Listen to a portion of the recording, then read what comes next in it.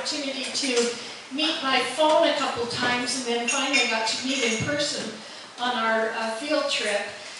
Every time I learn more about Joe, I'm more impressed. This is a computer programmer, a genius who came up from California. He started his own micro winery up in Kettle Falls area.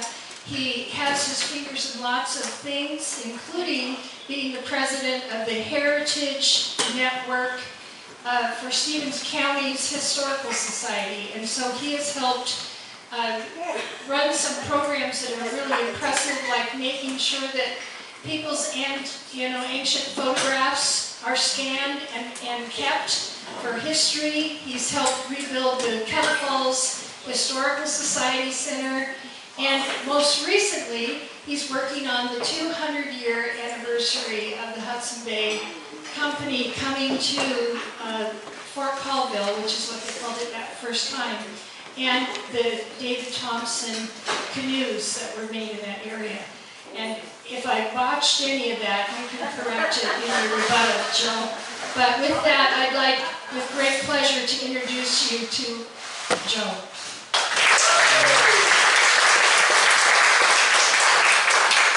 Okay, this is mine. Okay, great. I don't think my throat can handle much more yelling today. So over here, before I get going, I brought a couple issues. This is a compilation of stories that we put together over the last over the last 3 years. Same pictures about Hudson Bay, Fort Colvile.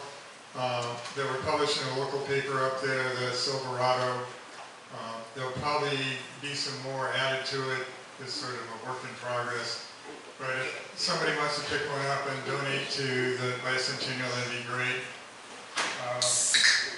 I also brought this edition of the Inlander, and Ian wrote a pretty long article.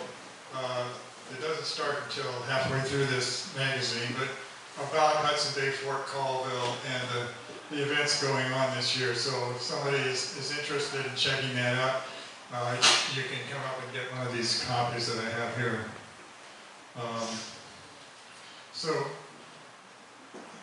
A word of warning, I don't have my wife here.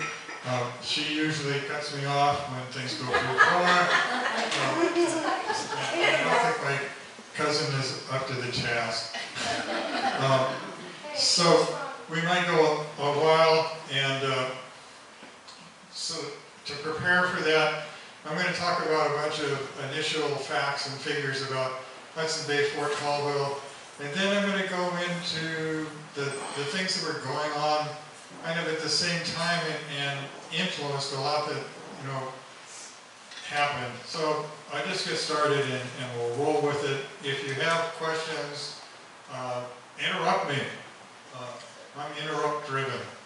So go ahead and do that. Otherwise, you might not get an answer or forget about it.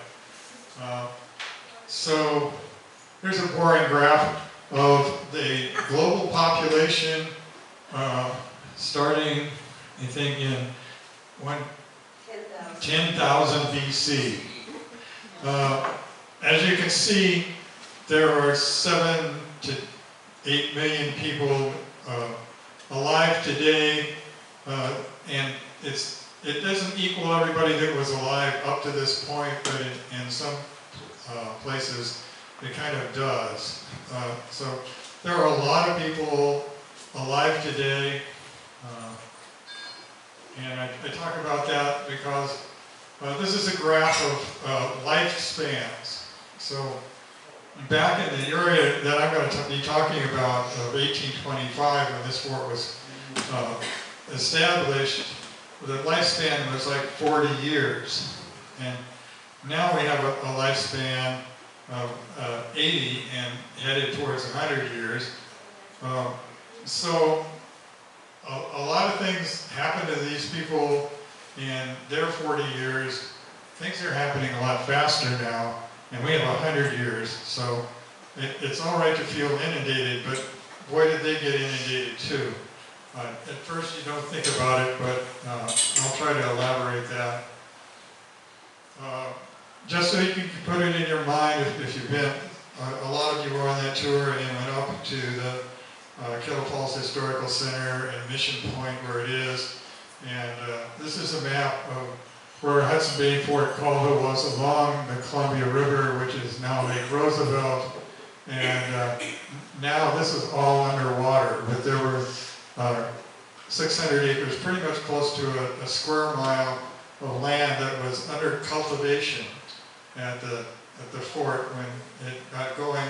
They really thought of it more of as a farm than a fort. The way the Hudson Bay used the term fort was not as much about fortifications as it was about trading posts. So they didn't have generals in charge, they had traders. And so that's pretty much the way they thought about it, even though it was called a fort. So this is a picture of some of the people. Now, you got to remember that it wasn't till right in this period here. Can you see my cursor? No, you can't see my cursor. Time for a laser pointer. So obviously right in here, you're starting to be able to get pictures as opposed to people drawing pictures. So the actual photographs are kind of a cool thing. You can see some of the people. So this is Archibald McDonald. He was also the father of Randall McDonald, the first white guy to make it to Japan. And he was the son of Archibald and Raven, who was a Chinook princess from over on the coast.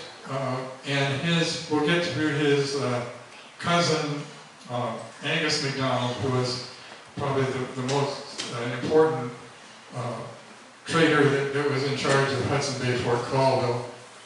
This guy here is Peter Ogden, so he was also a major player in all kinds of parts of the enterprise at Hudson Bay, some of which I'm not really keen on, because part of it, what he tried to do or was told to do was to trap every beaver out of the southern part of the district so no other fur companies would come in and try and get them.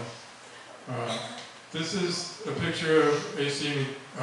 Anderson, and one of the authors that helped us a lot was his descendant, Nancy Marguerite Anderson, and she's written a lot of books about him. He was important in a lot of ways too, but I can't spend time talking about all of them quite often.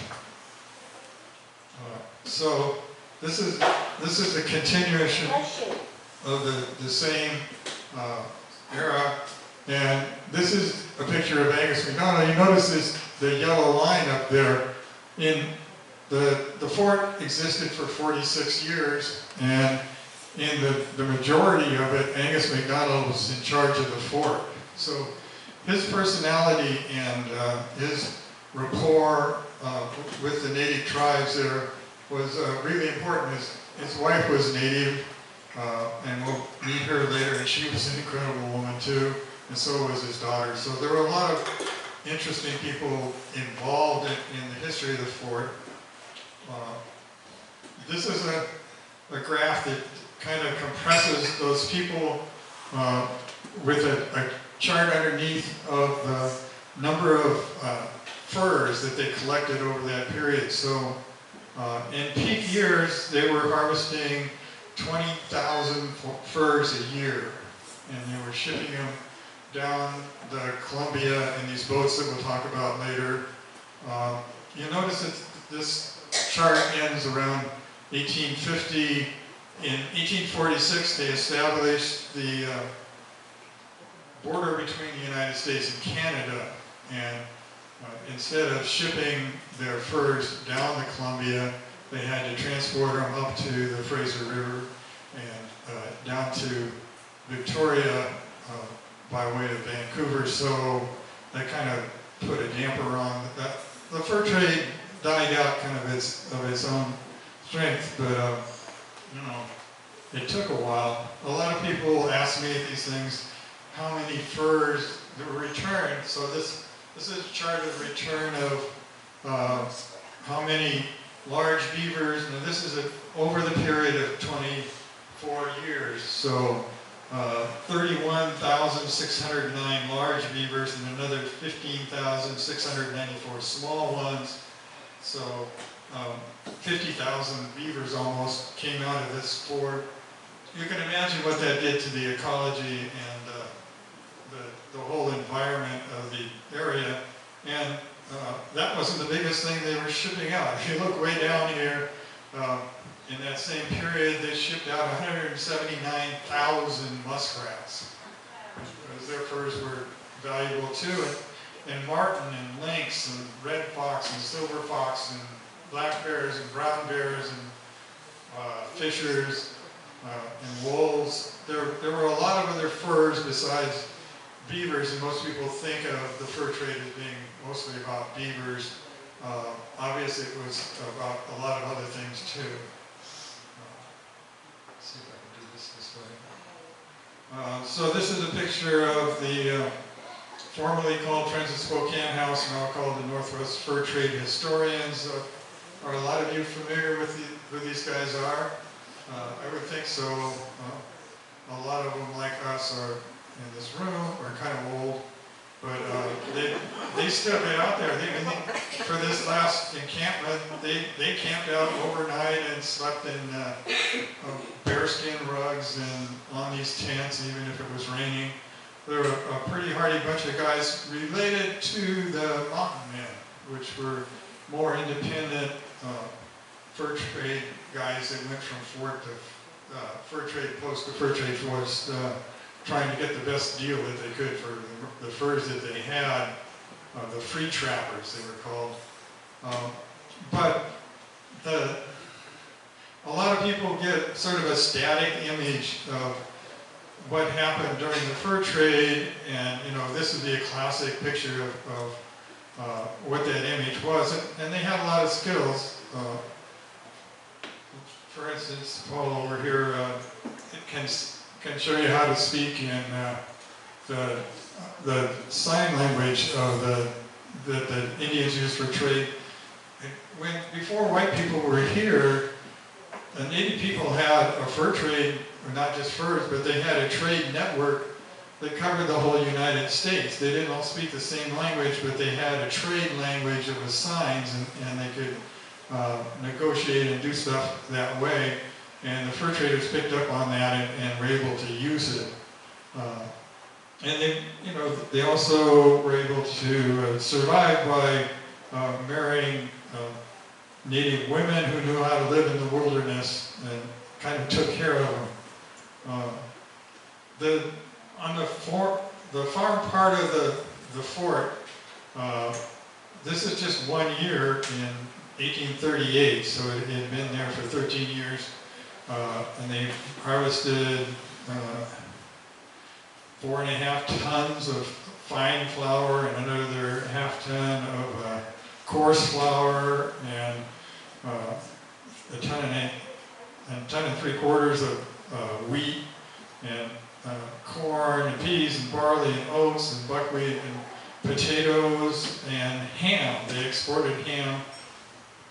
So that was, it was fulfilling 3 different things. This fort, when it was set up, was a fort that traded furs, etc., but it was also a farm that grew all of these things, and it grounded on a grain mill that was there. This is a picture of a couple of the stones out of that mill. I think there were a lot of iterations of this mill, so this was later on. But these had to be carried up the river on those boats that the fur traders used. As Baby said, were a descendant of the Hudson Bay Canoe, or the David Thompson Canoe. You'll notice the iron ring around these whetstones, and if you can look closely, the stones themselves are in pieces. These stones were put together in pieces in France with the grooves put on them, and then they were shipped to this fort probably in pieces again and reassembled inside of this iron ring to make a very sophisticated flour mill at Myers Falls, which was some distance from the fort itself. That Myers Falls mill site is the longest continuously used hydroelectric site west of the Mississippi. So it has a lot of history there. This is a picture of a birch bark canoe, which were not built at Hudson Bay Fort Call, but I wanted to have this in here because it's a good image of how the birch bark canoes were used on the east side of the Rocky Mountains. And they could put 3 tons of furs or guns or other equipment, so when they were taking the furs down the river, when they were taking their boats down the river, they would fill them with these furs. They would take 30 tons of furs down every year, 10 of these boats. And then the beauty of the boats this is the other thing that was done at Hudson Bay Fort Colvile. This is called a Columbia boat. So Maggie mentioned the David Thompson canoe, and David Thompson canoe was pretty cool. So David Thompson built that in 1810, the winter of 1810. And I don't know if you guys know the story of the David Thompson canoe, but he came over Athabasca Pass, which is way up by Revelstoke. It's where the Columbia makes that big bend and starts heading south again to Canal Flats. And the reason he went that far north, even though he was headed over around here, was that the Blackfeet Indians said, if you come through here again, you won't make it to the other side. And so he took their advice and went over Athabasca. It was pretty steep coming down. It was a treacherous journey, and when he got there, it was late in the fall. So they camped right where they got to the Columbia River, and 3 feet of snow, and they built a 12 by 12 cabin, and 3 guys stayed there all winter, and they wanted to build a birch bark canoe, because that's what they were used to. But they found the birch bark in that area was worthless. And Thompson said it wouldn't even make a good dinner plate.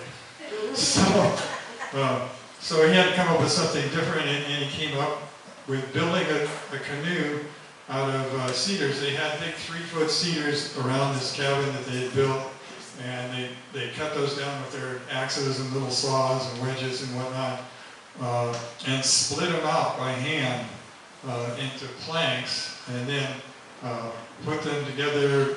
When you get into these canoe things, some guys are really into it, so we're going to talk about Colvile versus lapstrake versus different ways of building canoes.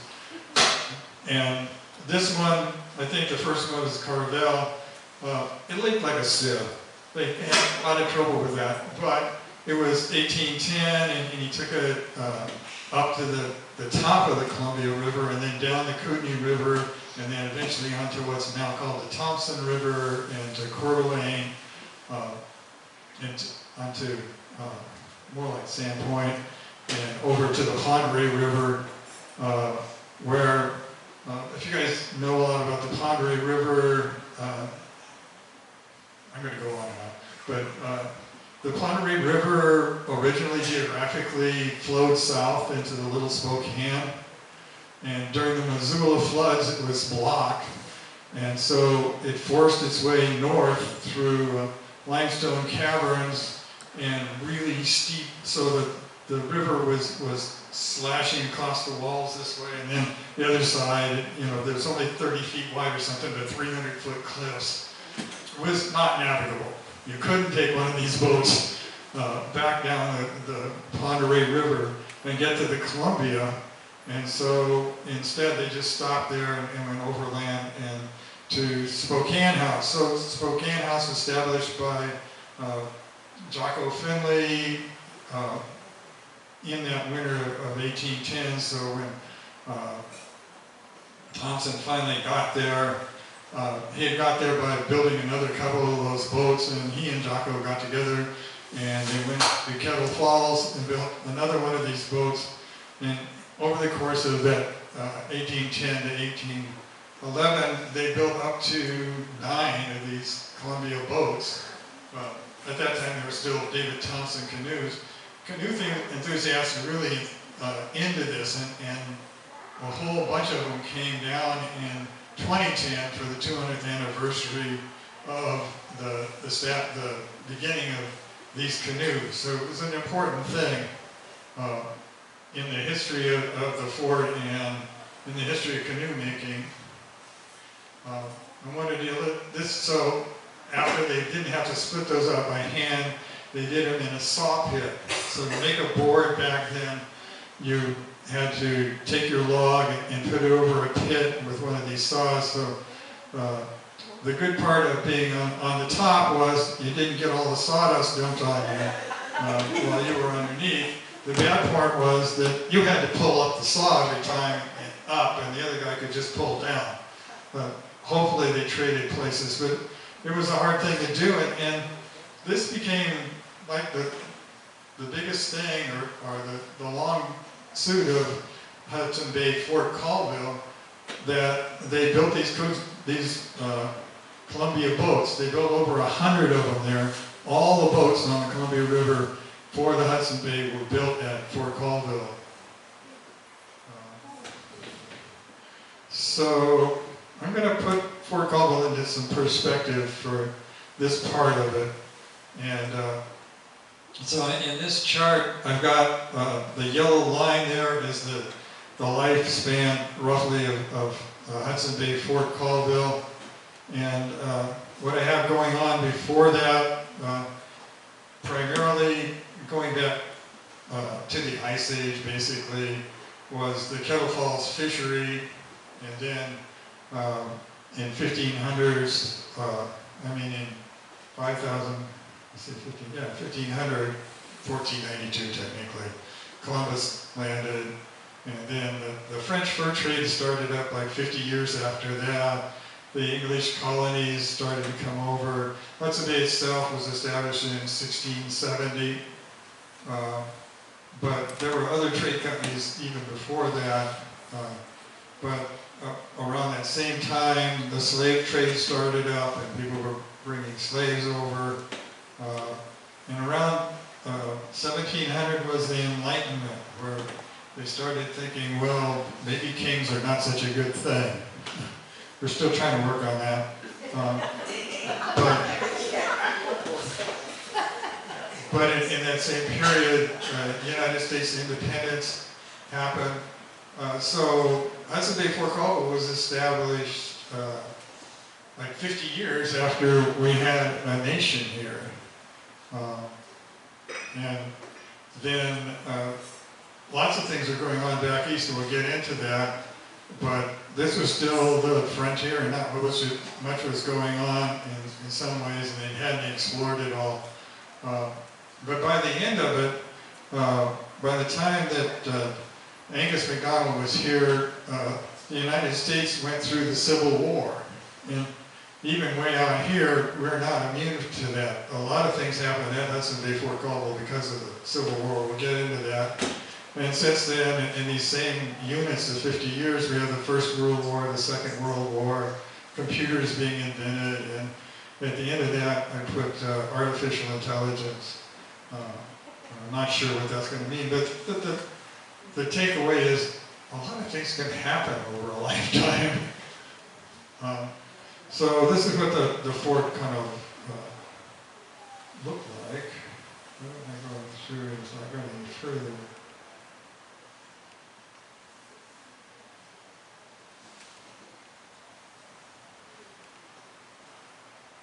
Okay, I don't know why I did that before. But, so here's a picture of this fishery, and this fishery was a big deal.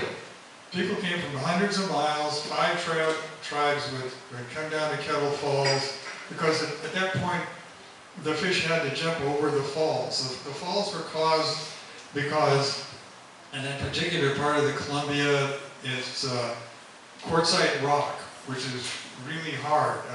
I also belong to the rock club up there, and it's like, yeah, of course, it'll ruin all your equipment, you know.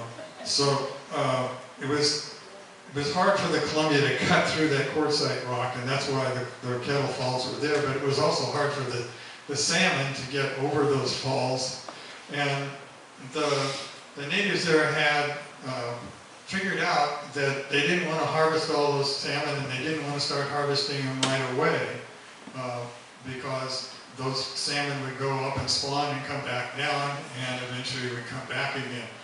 So they were really aware of what was going on with the, we would call it ecology. To them it was just nature and life and everything. Their point of view really was more like, we are the salmon are us. There's really all the one same thing. It's there's a lot of concepts looking at the way Native people lived and were that I've come to respect so much more that the Hudson Bay and everybody that came since then didn't respect and didn't understand. But think about it, that these people were here for thousands of years without ruining the ecology. We've been here for 200 years, and what can I say? So this is the emblem for Hudson Bay Company. So it comes in 1825, had been established in 1670. So they'd already been around for, can't do the math, but like 200 or 300 years, a long time. They had a whole culture already set up when they walked into this. The thing that changed really was George Simpson, but we'll get into that in a minute. I'm also going to make a point here about this book called The Dialogue with a Wendat Philosopher, Dialogues, and then French, I can't pronounce exactly well. But this is the Enlightenment part. And when the Jesuit priests came over here, they sat down and talked to all of these tribes on the East Coast, the Mohawks and that whole confederacy. And these guys were running their whole outfit with different tribes and getting along, and they had a different way of looking at everything. Everybody was equal, even the chiefs didn't amount to much. They had different ways of dealing with, like, if somebody killed somebody in your tribe, you know, we would be all about locking that guy up or killing or something. It would be, no, we're going to do it with another tribe. That other tribe has to replace the guy they killed in our tribe. It's not the same way of thinking. Or if some woman goes off and marries somebody in another tribe and doesn't like it, she just goes back to her tribe and makes sure that she raises her kids. So here's a bunch of people. They don't have writing. They don't have laws. They don't have written religion. They don't have a currency or an economy that's based the same way.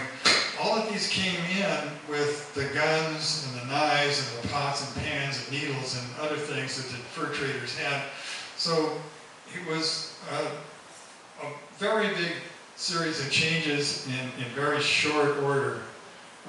And you know, we talk about colonization today for this period, but I remember having a conversation with this Native American historian down at named Booth down at WSU, and we were talking about colonization. Both of us whipped out our cell phones. This is colonization. These things didn't exist when we were kids. Now we can't live without them. This has changed everything. And that's a kind of change that colonization does. It's just a small part of the kind of change that these people went through. So these people were the ones, the Jesuits wrote this stuff down, and they wrote up volumes about it, and went back to France, and it became super popular reading. Everybody was suddenly reading about, oh, these people live, but they don't have kings, and everybody is equal, and they don't need laws, and you know, this is the beginning of the Enlightenment. And these same people, I read another book called The Hidden History of Democracy by Tom Hartman, And these are the people who came up with the three branches of government. The judicial, the legislative, and the executive are Indian ideas of how to run a democracy. We don't really, I didn't hear that when I was a kid, but there was a lot of stuff going on here that doesn't get its respect. Something that does get, that we do know about. So this isn't going to go into kind of what else is going on in the world. So this is 1709. This is over 100 years before Hudson Bay starts this fort here at Kettle Falls. And in England, they have blast furnaces. They have iron. They have coal. They can make stuff out of steel. In fact, it's coming out their ears. They got lots of this stuff. And so they ship all over the world, and they can sell this stuff to people because they have tons of it. And they've had it for a long time, and it's pretty sophisticated by that time. You don't think about blast furnaces and the fur trade, but it was an integral part of it. This is 1750. This is before white guys. This is before Lewis and Clark. This is before a lot of people, but the Nez Perce Indians went down. Like their real name is like Ninipu. It's not. They don't want to call themselves Nez Perce. That's sort of an aberration. But this is the picture of that monument of the horses down at Vantage. So in 1850, they sent a bunch of people down. They had seen horses or knew what they were, and they did. They sent down their best stick game players to this other tribe, and they kind of played stick games for a couple days. And they didn't let on that they were really good at it, and they traded them out of a whole bunch of horses and brought them back up here, and that was the beginning of horses all over inland Washington and the Northwest. And it was a real life changer. And these are people that, if you talk to the Spokane, you talk to the Sinaiaks, you talk to the Okanogans, they're living on rivers with canoes. Suddenly, you got horses and you can go all over the place. And so this is a big life changer, but it was life changer in a bad way too, because along with the horses came the diseases. And we complain about COVID. COVID killed 1/3 of 1% of the people in the United States, and it was terrible. These people lost 60% or more of everybody that lived at that time. These were people who knew how to do everything and to go everywhere. And these were there's an African saying, when an old person dies, the library burns. This is a big deal, and it happened way before Lewis and Clark or anybody else came trading with furs. I want to give you a headline. You're 7:30 or half an hour already, so. Right. You said you needed. A little warning, right. Okay, so I'm kind of into it, but I want to point out that another thing the English had was navigation. They had clocks. They had a lot of things that let them navigate the whole world. So when David Thompson started trading furs here and took them down to the mouth of the Columbia, he was initiating world trade here. I've already talked a little bit about the influence of the natives on American democracy. I want to mention the cotton gin because this made it really valuable to own a lot of land. Suddenly, people that couldn't make much money could make a lot of money if they grew cotton. And to grow cotton, you needed slaves. So Jefferson and company bought out Napoleon, and he claimed everything that was drained by the Mississippi River. So this was the Louisiana Purchase in here, and that opened up a lot of land. So this is the country at that time, at 1804. This is 20 years before the fort was established.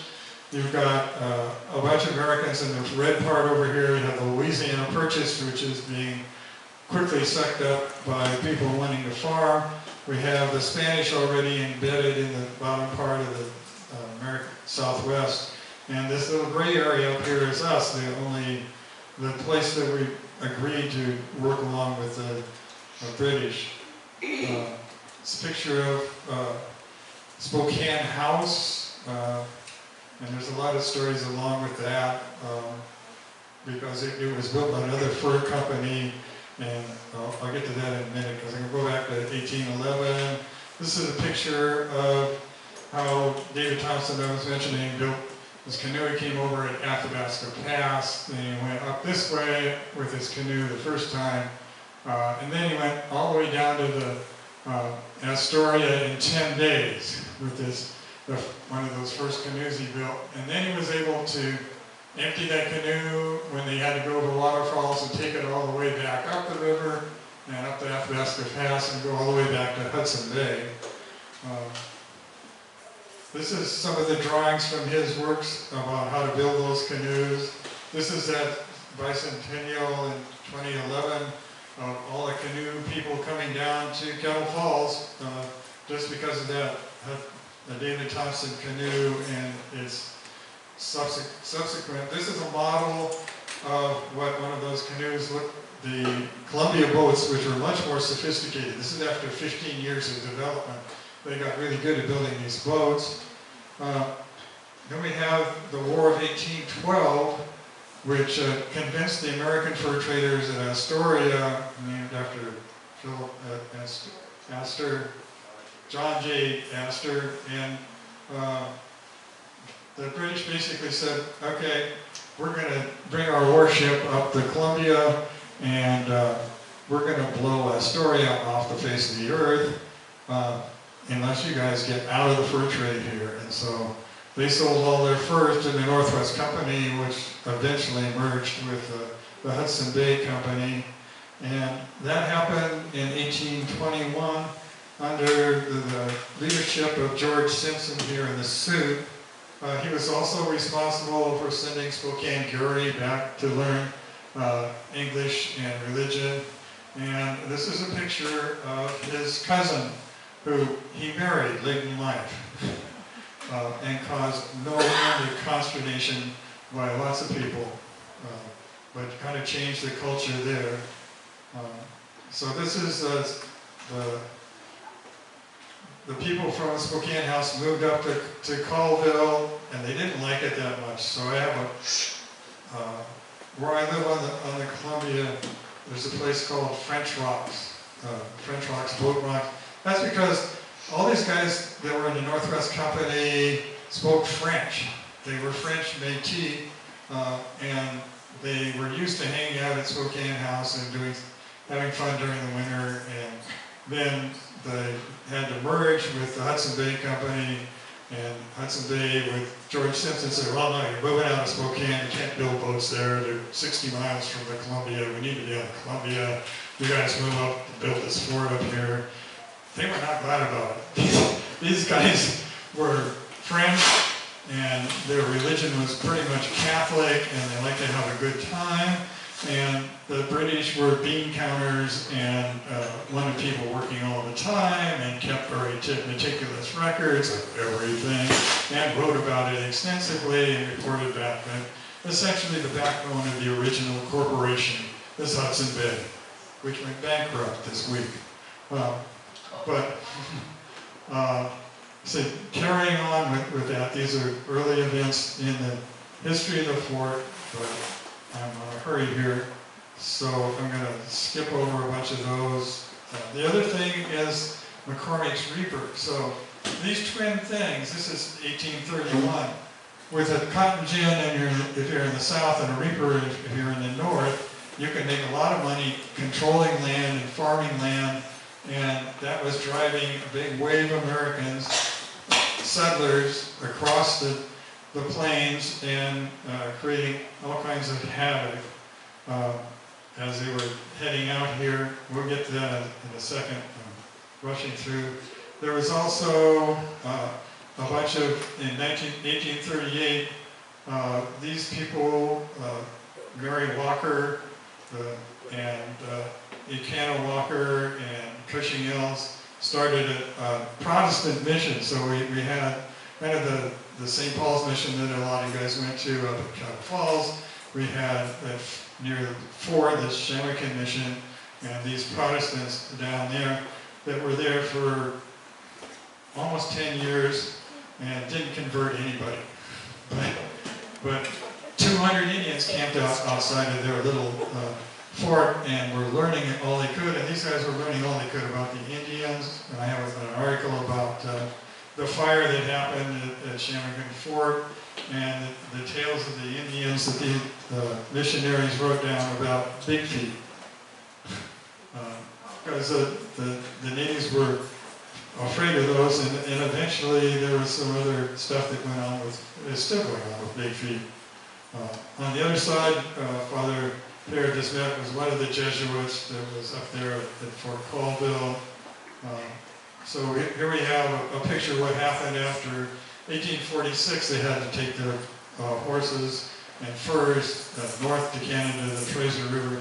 At Fort Colvile, they had 400 horses lined up every year to bring furs into Canada. So I was trying to get my mind around 400 horses, especially since they weren't really tamed. But I learned a lot about that talking to people that knew horses. This is a critical picture that Warren Saylor, a chief historian with the Spokane tribe, found, and I saw. The whole concept of manifest destiny, this is all in this one picture. So back east we have railroad trains and steam-powered ships, and this woman that's the embodiment of progress is carrying a school book in this hand and a telegraph cable in the other hand. And trains and stagecoaches are coming this way. The buffalo are leaving that way, the natives are leaving that way, and farmers are moving in down here. This is manifest destiny. These people went through an incredible amount of breakthroughs in technology that made a lot of things different. So that our lives are changing constantly from technology. Theirs were too, and they were taking advantages of it by moving west, and they were successful at it. And they figured that that was their manifest destiny. And that was the psychology of the settlers that came. It was not the psychology of the Hudson Bay people. The Hudson Bay people wanted to maintain a friendly relationship with the natives and guaranteed them that they could fish there. And so there was a built-in conflict in a lot of ways. When Angus MacDonald here was at the fort, because it was not long after this, in 1858, and I'll show you in a second on another slide, the smallpox came to Walla Walla, and the Indian War started breaking out. This is the woman to the right there is Catherine Baptiste MacDonald,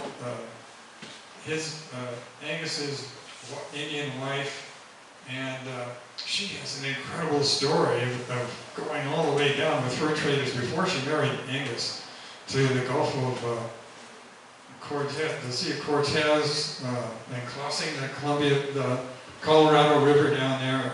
They got to the Colorado River, and they didn't have a raft or anything, so they killed a horse and made a boat out of it, crossed the river, did the same thing when they came back. And she's got a lot of other stories. There's some pretty incredible stuff about her. This is the Whitman massacre, so that changed everything. But because of this outbreak of measles, and the natives down there blamed it on the Whitmans, who were in the same religious congregational group as those at Ford. And so those people moved out in 1847, and a couple years later there was this smallpox outbreak, and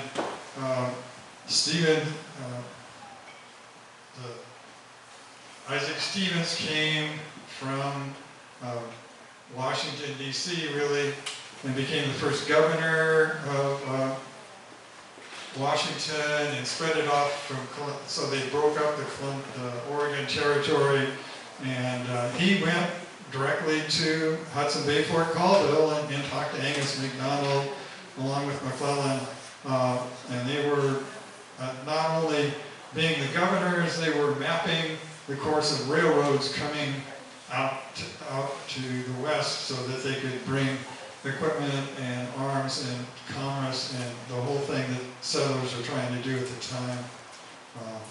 But in 1854, we had the Kansas-Nebraska Act, which suddenly broke the truce there with the Missouri Compromise and made it so that settlers can decide whether they're a slave state or a non-slave state, and then wars broke out between those people, and within a short amount of time, you would have the Civil War.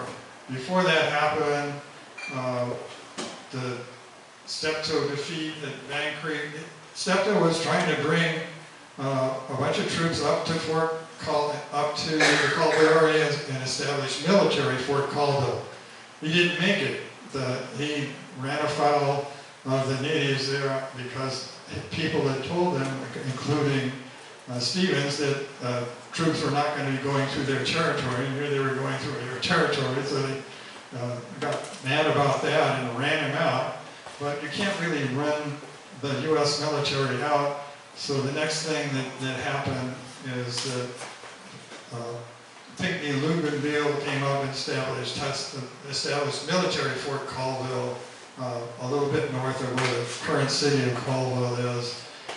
But that didn't last too long because the next year the Civil War broke out. Half the people in the Army were Southern and half were Northerns. They had to send people that were Southern out of the Fort Colville at the time, and they had to bring in people out of the jails in San Francisco to replace them, and these were terrible people, and they were horrible to the Indians, and so there was a lot of chaos here while the Civil War was going on there. And eventually, 5 years later, the end of the Civil War, there were a bunch of Indians and Hudson Bay people and native and people from the military that had all settled in the Colville Valley. And that was pretty much the end of the fur trade. And it's the end of my talk, see? It wasn't that far away. Right, so, right. So one of the things we did for the boat encampment is I wanted to build one of these 42-foot boats that were the backbone of the fur trade, the semi-trucks of the fur trade. I found out that if you build a big boat like this, then you got to have a place to keep it. You got to have a bunch of people that know how to use it. You got to have a bunch of people and a bunch of money to repair it every year. And so you can't just get a boat. You need an institution. And I wasn't into having an institution. So luckily enough, we found these guys at the Colville High School, and they built a model of this boat. We built an 8-foot model that's at that museum that a lot of us visited the other day. On the left here, this is a poster for the salmon ceremony, which is held every year to bring the salmon back, and it is coming tomorrow to Kettle Falls, and the ceremony itself will be at 10 o'clock. The canoes have been coming down all week, or actually longer than that, from Revelstoke. This is a picture of the guys paddling the canoes down there, and that's a really big deal too, the canoe part of it. So, there it is, the end.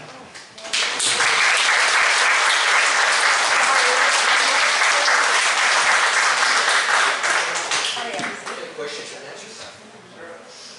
All right, good. Thank you for that talk. That really gave you a very condensed history lesson that covered the Fort Colville. Does anybody have any questions? This is the time to ask an expert. Nobody has a question? Okay. Well, I do. How did the fort change in structures from 1825 to 1871? Yeah, we don't have that picture up there anymore. We don't have that picture up there anymore, if you look at that cover picture, the buildings to the left are piece-on-piece construction. So this is the way that St. Paul's Mission was built. They were built with logs that were carved down to be square, and grooves were put in them, and they would stand them up straight. So this is not like your dovetail on the end of the corner kind of construction that most cabins are done. This was made so that they would put a straight up thing on the corner with pieces in between that were in those grooves, and as the wood dried out, they would slip down, and they could put others at the top to keep it tight. And also they would use a minimum amount of iron in it so that in the winter when this building wasn't occupied, the iron would not be condensing water around itself and rotting out the wood. So this is a long established construction method there that was used on these buildings. But if you look to the one to the right that was white, they had sawmills, and they had hydro-powered sawmills, and and paint and everything that was more of a Victorian kind of building. And so it changed quite a bit over those 40 years. Like a lot of things changed over that period. But the fur trade, it was not at all static, really. All those fur animals that were killed, were they all tanned then after? To a certain extent, they were stretched and dried enough so that they could pack them in 90-pound battles. These Métis voyagers that were in these canoes would put 2 90-pound packs of furs on their back when they were portaging between one place and another. These guys were incredible. There was a good story in one of these books about one of these voyagers, because these guys, the Métis guys, they would paddle these canoes. They paddled 2,000 miles a year from Hudson Bay and back, and they were special enough so they got to wear a feather in their cap. That's where the origin of the feather in your cap thing.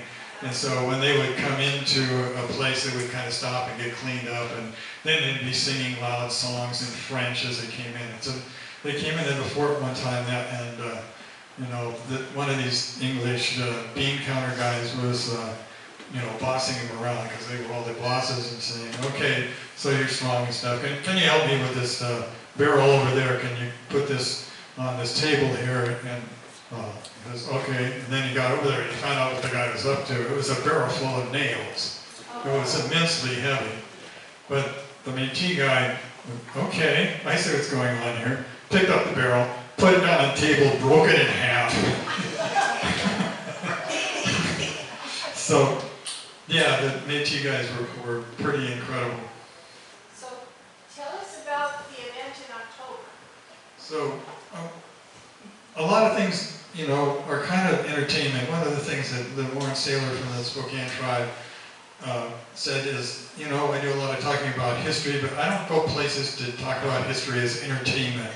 I go to talk about history as education. And so a lot of things that we've done so far, that I got school kids coming in, I got a bunch of people going to the salmon ceremony, coming over maybe the next day to the Native Culture Days on this Saturday and Sunday up there.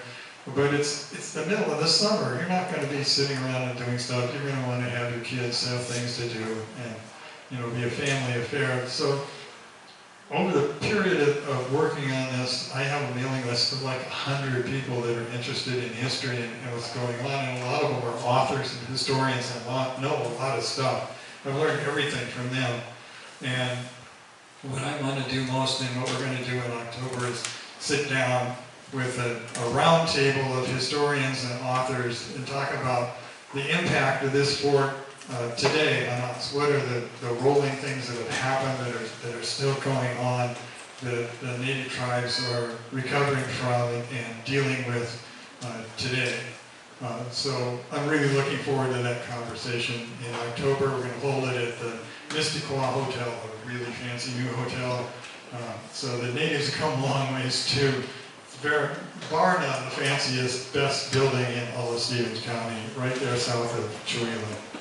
So October 18th, 10 o'clock at the Mysticwa, no charge. You can come and listen to hardcore historians kicking the facts back and forth about Hudson Bay, Fort Colvile. That's October 18th. October 18th.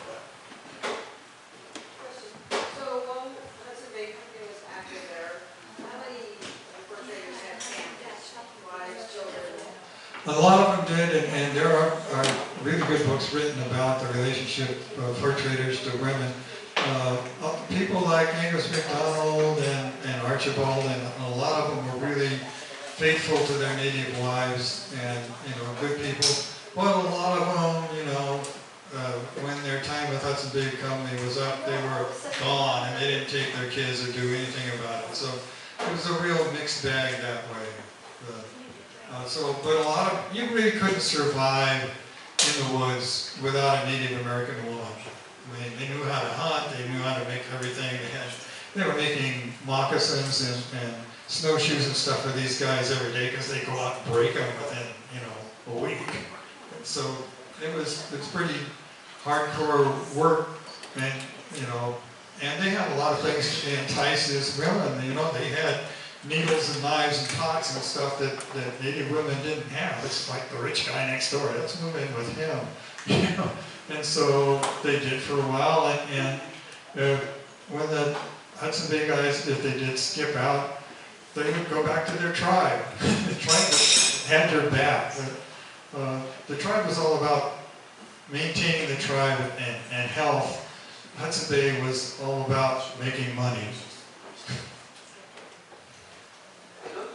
Cats and the cougars weren't on the list of things. Did they track any of the cats? Yeah, I think they were on this list.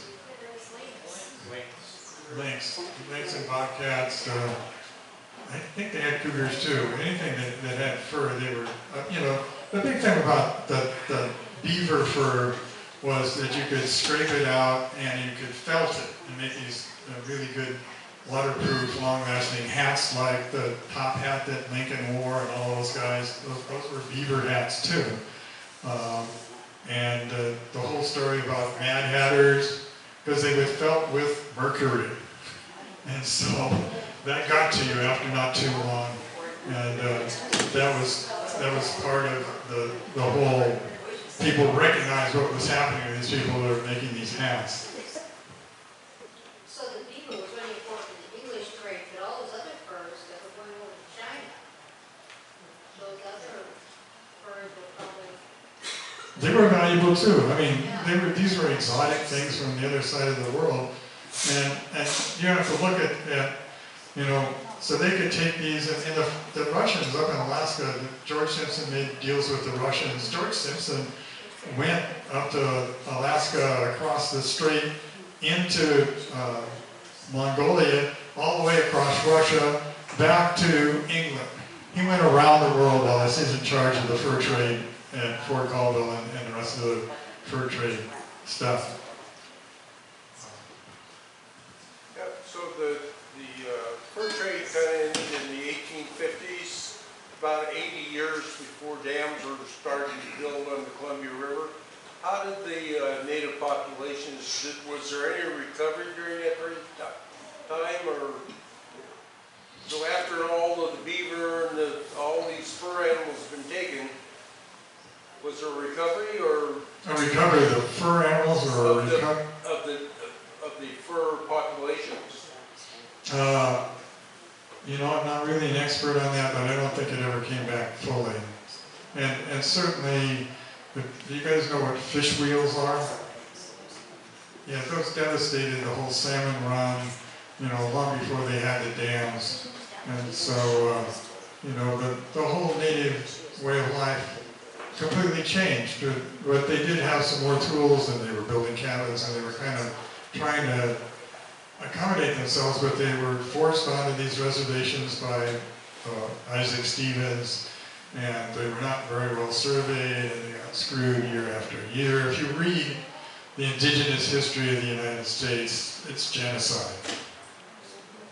And so that's what those guys are dealing with.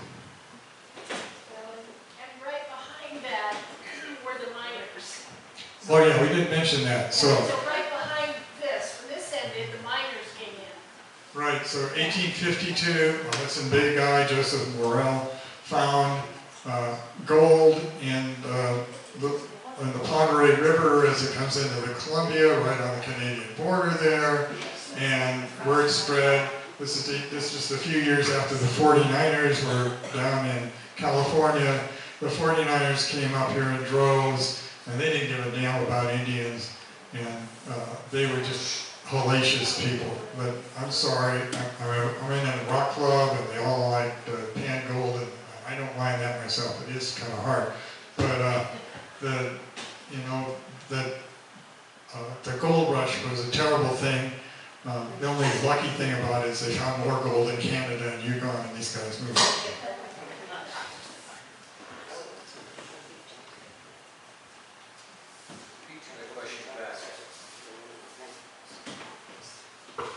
Just to tell you how old I am, I'm probably the only one that saw them when they excavated the fort. When they pulled down the water, the third powerhouse. I actually had part of one of the posts that they just left, and I had some, I can't remember what it was, it looks like wax, and then it turns to liquid that you're supposed to, cure it so that you can save it. Unfortunately, it didn't work. I had it under the sink for, I don't know, a year or so with this liquid, but something happened, it didn't work. But I did find a piece of the fine Indian or British pipes with like you see in the Santa Claus thing. And a friend with me, I actually found a Jew's harp, with the exception of the middle part. I was kind of jealous because I would have liked that. Anyway. No, the pipes are important. I mean, a really principal trade item was tobacco. Yep. There was a native tobacco here. It wasn't just like the stuff back east, It was like Panama Red. Yeah, this is really good stuff. So the Indians, I read stories about the Indians coming up to the boats as the fur traders are trying to go up the river, and they're not trying to get the knives and guns and stuff, they're trying to get the tobacco out of the boat. So that was an important thing back then.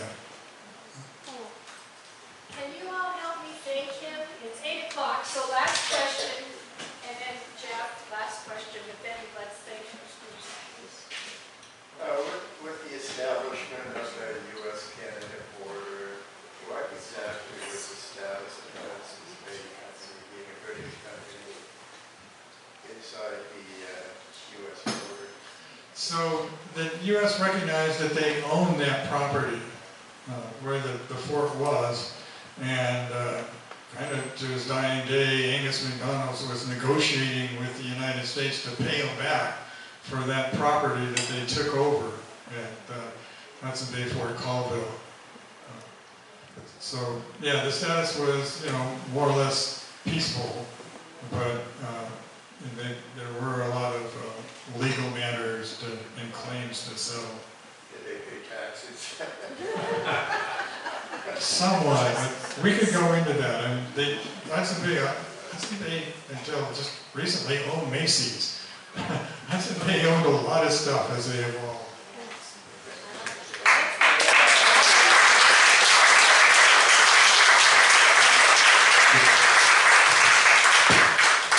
Good job, Joe. We've actually got a taste of a lot of future talks amongst the things that were brought up tonight. The Boundary County Commission would be a whole other talk.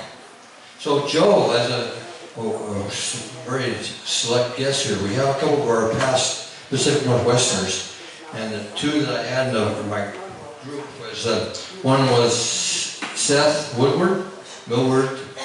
Millwood Pioneer, and the other one is Daniel Drumheller, Nature's Doubleman. These are from our own collection, and you as members get the Pacific Northwestern twice a year as part of your membership dues. And those are some past issues of our membership. So thank you, Joe, for being here, and we Hope you have some good reading on that. Over 100 books that I've accumulated over the past 3 years. I had a point I think read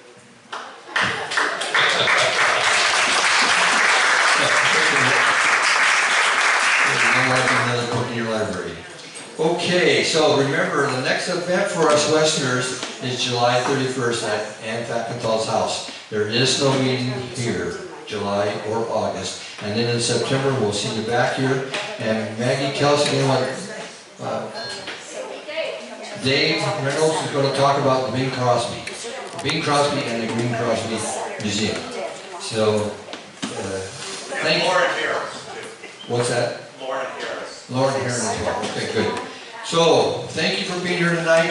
Have a great summer. We look forward to seeing you at the picnic. And thanks for supporting listeners this year.